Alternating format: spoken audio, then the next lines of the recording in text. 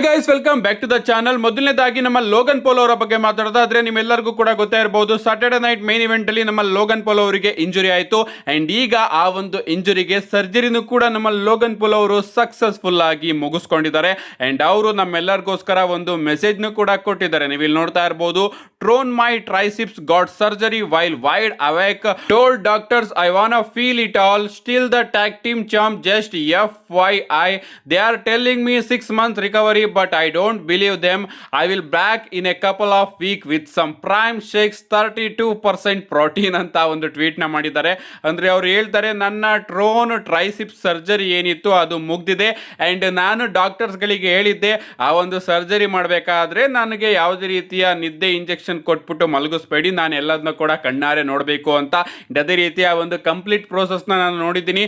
Doctors ಗಳು ನನಗೆ ಹೇಳಿದ್ರು ನೀವು ರಿಕವರಿ ಆಗೋದಕ್ಕೆ 6 ತಿಂಗಳು ಬೇಕು ಅಂತ. ಬಟ್ ನಾನು ಡಾಕ್ಟರ್ಸ್ ಗಳ ಮಾತನ್ನ ನಂಬೋದಿಲ್ಲ.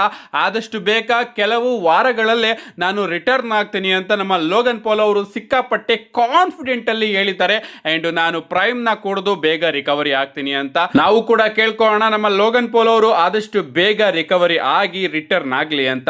ನೆಕ್ಸ್ಟ್ ಅಪ್ಡೇಟ್ ಕಡೆ ಬರೋದಾದ್ರೆ ಇದಿರ್ತಕ್ಕಂಥದ್ದು ನಮ್ಮ ಸೆತ್ ಫ್ರೀಕಿನ್ ರಾಲೆನ್ಸ್ ಅವರ ಬಗ್ಗೆ. ರೀಸೆಂಟ್ ಆಗಿ ನಮ್ಮ ಸೆತ್ ರಾಲೆನ್ಸ್ ಅವರು ESPN ಅವರ ಜೊತೆ ಒಂದು ಇಂಟರ್ವ್ಯೂ ಕೊಡಬೇಕಾದ್ರೆ ತನ್ನ ಹೀಲ್ ಟರ್ನ್ ಬಗ್ಗೆ ಮಾತಾಡಿದ್ದಾರೆ.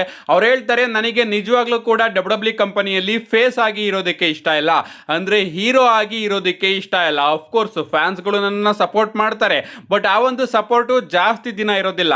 ನಾನಿಲ್ಲಿ ಜಾನ್ ಸಿನಾ ಹಾಗೆ ರೇಮ್ ಸ್ಟಿರಿಯೋ ರೀತಿ ಇರೋದಕ್ಕೆ ಸಾಧ್ಯನೇ ಇಲ್ಲ. ನನಗೆ ನಿಜವಾಗ್ಲೂ ಕೂಡ ವಿಲನ್ ಆಗಿ ಇರೋದಕ್ಕೇನೆ ಇಷ್ಟ.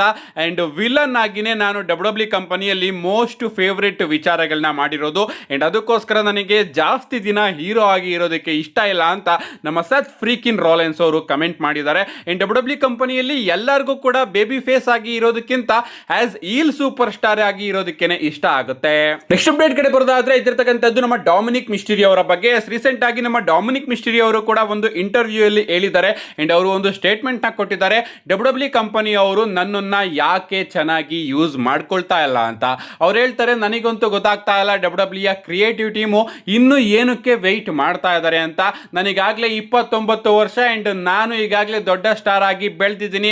ನಾನು ಲಿಟ್ರಲಿ ಜಾನ್ ಸಿನಾ, ರೇ ಮಿಸ್ಟೀರಿಯೋ ಇಂಥ ದಿಗ್ಗಜರನ್ನ ಸೋಲ್ಸಿದ್ದೀನಿ. ಇವನ್ ಏಜ್ ಸ್ಟೈಲ್ ಅವ್ರನ್ನು ಕೂಡ ಸೋಲ್ಸಿದ್ದೀನಿ. ಅಂಡ್ ನಾನು ಮೈನ್ ಇವೆಂಟ್ ನ ಕ್ಯಾಲಿಬರ್ ನ ಸೂಪರ್ ಸ್ಟಾರು. ಆದ್ರೂ ಕೂಡ WWE ಅವರು ನನಗೆ ಒಳ್ಳೆ ಬುಕಿಂಗ್ ನ ಕೊಡ್ತಾ ಇಲ್ಲ. ಅಂಡ್ ಅವರು ಏನಕ್ಕೆ ವೇಟಿಂಗ್ ಮಾಡ್ತಾ ಇದ್ದಾರೆ ಅಂತ ನನಗೆ ಅರ್ಥ ಆಗ್ತಾ ಇಲ್ಲ ಅಂತ ನಮ್ಮ ಡೊಮಿನಿಕ್ ಮಿಸ್ಟೀರಿಯೋ ಅವರು ಒಂದು ಸ್ಟೇಟ್ಮೆಂಟ್ ನ ಕೊಟ್ಟಿದ್ದಾರೆ. ನಮ್ಮ ಡೊಮಿನಿಕ್ ಮಿಸ್ಟೀರಿಯೋ ಅವರು ಕ್ಲಿಯರ್ ಆಗಿ ಹೇಳಿರೋದೇನಪ್ಪ ಅಂದ್ರೆ, ನಾನು ಇಷ್ಟೊತ್ತಿಗಾಗಲೇ ಮೈನ್ ಇವೆಂಟ್ ಪಿಕ್ಚರ್ ಅಲ್ಲಿ ಇರಬೇಕಾಗಿತ್ತು, ಬಟ್ ಇನ್ನೂ ಕೂಡ ನನಗೆ ಒಂದು ಪ್ರಾಪರ್ ಸ್ಟೋರಿನೇ ಸಿಕ್ಕಿಲ್ಲ.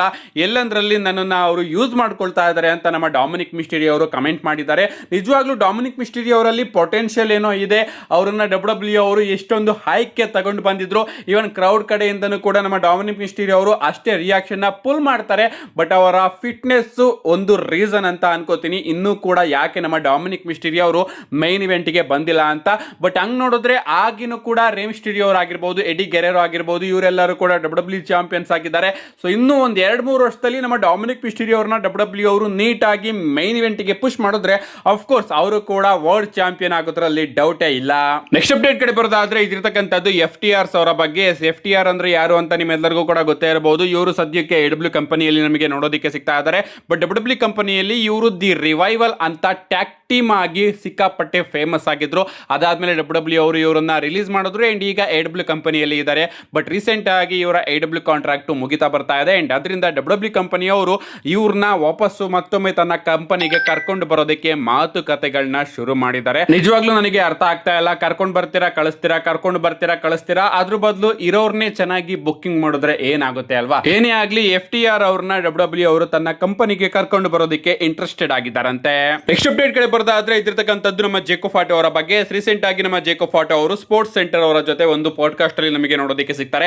ಅಂಡ್ ಅದರಲ್ಲಿ ಅವರು ಒಂದು ಫೈನಲ್ ಮೆಸೇಜ್ ನ ಕೊಡ್ತಾರೆ ಕ್ಲಾಶ್ ಇನ್ ಇಟಲಿಗಿಂತ ಮುಂಚೆ. ಅವ್ರು ಹೇಳ್ತಾರೆ, I am definitely walking out this time heavy white champion ಅಂತ. ಅಂದ್ರೆ ನಾನು ರೋಮನ್ ರೈನ್ಸ್ ಅವ್ರನ್ನ ಸೋಲಿಸಿ ಕ್ಲಾಶ್ ಇನ್ ಇಟಲಿಯಲ್ಲಿ 100% ಕ್ಲಾಶ್ ಇನ್ ಇಟಲಿಯಿಂದ ಹೊರಗಡೆ ವರ್ಲ್ಡ್ ಹೆವಿ ವೈಟ್ ಚಾಂಪಿಯನ್ ಆಗಿ ಬರ್ತೀನಿ ಅಂತ ನಮ್ಮ ಜೇಕೋ ಫಾಟೋ ಅವರು ಒಂದು ಸ್ಟೇಟ್ಮೆಂಟ್ ನ ಕೊಟ್ಟಿದ್ದಾರೆ. ಕೊಟ್ಟಿದ್ದಾರೆ. ಅಷ್ಟೇ ಅಲ್ಲ ಗಾಯ್ಸ್, ನಮ್ಮ ಜೇಕೋಬ್ ಫಾಟೋ ಅವ್ರನ್ನ ಇಲ್ಲಿ ನಮ್ಮ ಅಮೆರಿಕನ್ ನೈಟ್ ಮೇರ್ ಕೋಡಿ ರೋಡ್ಸ್ ಅವರು ಸಪೋರ್ಟ್ ಕೂಡ ಮಾಡ್ತಾ ಇದ್ದಾರೆ. ಎಸ್, ನಮ್ಮ ನೆಕ್ಸ್ಟ್ ಅಂಡ್ ಫೈನಲ್ ಅಪ್ಡೇಟ್ ಕಡೆ ಬರೋದಾದ್ರೆ ಇದಿರ್ತಕ್ಕಂಥದ್ದು ನಮ್ಮ ಕೋಡಿ ರೋಡ್ಸ್ ಅವರ ಬಗ್ಗೆನೇ. ಎಸ್, ರೀಸೆಂಟ್ ಆಗಿ ನಮ್ಮ ಕೋಡಿ ರೋಡ್ಸ್ ಅವರು ಒಂದು ಪಾಡ್ಕಾಸ್ಟ್ ಅಲ್ಲಿ ನೋಡೋದಕ್ಕೆ ಸಿಗ್ತಾರೆ ಅಂಡ್ ಅಲ್ಲಿ ಅವರು ಬಹಳಷ್ಟು ವಿಚಾರಗಳ ಬಗ್ಗೆ ಮಾತಾಡ್ತಾರೆ. ಎಸ್, ಮೊದಲನೇದಾಗಿ ಅವರು ರಾಕ್ ಅವರ ಬಗ್ಗೆ ಮಾತಾಡ್ತಾ, ರಾಕ್ ಅವರು ಬಂದು ಆನ್ ಲೈವ್ ಅಲ್ಲಿ ನನ್ನ ಆತ್ಮನ ಕೇಳಿದ್ರು. ನನಗೆ ಗೊತ್ತಿಲ್ಲ ಇನ್ನೂ ಕೂಡ ಅವರಿಗೆ ನನ್ನ ಆತ್ಮ ಬೇಕೋ ಬೇಡವೋ ಅಂತ. ಒಟ್ಟಿನಲ್ಲಿ ರಾಕ್ ಅವರು ಮತ್ತೊಮ್ಮೆ ಅಪಿಯರ್ ಆದಾಗ ನಮ್ಮೆಲ್ಲರಿಗೂ ಕೂಡ ಆ ಒಂದು ವಿಚಾರ ಗೊತ್ತಾಗುತ್ತೆ. ನೋಡೋಣ ಅವನು ಯಾವಾಗ ಅಪಿಯರ್ ಆಗ್ತಾನೆ ಅಂತ. ನಮ್ಮ ಕೋಡಿ ರೋಡ್ಸ್ ಅವರು ರಾಕ್ ಅವರ ಬಗ್ಗೆ ಮಾತಾಡಿ ರೋಮನ್ ರೈನ್ಸ್ ಹಾಗೆ ಜೇಕೋಬ್ ಫಾಟೋ ಅವರ ಮ್ಯಾಚಿನ ಪ್ರೆಡಿಕ್ಷನ್ ಕೂಡ ನಮ್ಮ ಕೋಡಿ ರೋಡ್ಸ್ ಅವರು ಕೊಟ್ಟಿದ್ದಾರೆ. ಅವ್ರು ಹೇಳ್ತಾರೆ, ನನ್ನ ಪ್ರಕಾರ ಕ್ಲಾಶ್ ಇನ್ ಇಟಲಿಯಲ್ಲಿ ಜೇಕೋಬ್ ಫಾಟೋ ಅವರು ರೋಮನ್ ರೈನ್ಸ್ ಅವ್ರನ್ನ ಸೋಲಿಸಿ ಹೊಸ ವರ್ಲ್ಡ್ ಹೆವಿ ವೇಟ್ ಚಾಂಪಿಯನ್ ಆಗ್ತಾರೆ ಅಂತ. ಸೊ ನಮ್ಮ ಕೋಡಿ ರೋಡ್ಸ್ ಅವರ ಪ್ರಕಾರ ಜೇಕೋಬ್ ಫಾಟೋ ಅವರು ಕ್ಲಾಶ್ ಇನ್ ಇಟಲಿಯಲ್ಲಿ ರೋಮನ್ ರೈನ್ಸ್ ಅವ್ರನ್ನ ಸೋಲಿಸ್ತಾರಂತೆ. ಸೊ ನನ್ನ ಪ್ರಕಾರ ನನ್ನ ಆದಷ್ಟು ಬೇಗ ಪ್ರೆಡಿಕ್ಷನ್ನು ಈ ಒಂದು ಚಾನಲ್ ಅಲ್ಲಿ ನೋಡೋದಕ್ಕೆ ಸಿಗುತ್ತೆ. ನಾಳೆನೇ ನಾನು ನನ್ನ ಪ್ರೆಡಿಕ್ಷನ್ನ ಅಪ್ಲೋಡ್ ಮಾಡ್ತೀನಿ. ಅದಕ್ಕೋಸ್ಕರ ಚಾನಲ್ನ ಸಬ್ಸ್ಕ್ರೈಬ್ ಮಾಡ್ಕೊಳ್ಳಿ. ನಿಮ್ಗೇನು ಅನ್ಸುತ್ತೆ, ಕೋಡಿ ರೋಡ್ಸ್ ಅವರು ಹೇಳ್ದಂಗೆ ಜೇಕೋಬ್ ಫಾಟೋ ಅವರು ರೋಮನ್ ರೈನ್ಸ್ ಅವ್ರನ್ನ ಸೋಲಿಸ್ತಾರೋ ಇಲ್ವೋ? ನಿಮ್ಮ ಅನಿಸಿಕೆನ ಕಮೆಂಟ್ ಮಾಡಿ ಅಂತ ಹೇಳ್ತಾ, see you guys in my next video.